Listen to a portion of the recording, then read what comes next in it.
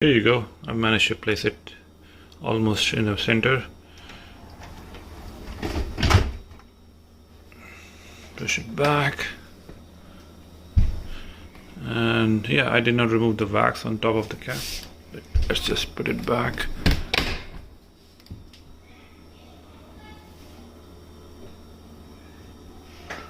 Just turn on the power.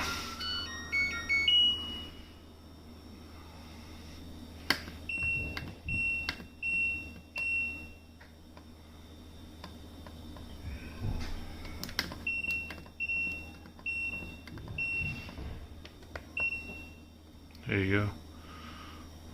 So that's the setting for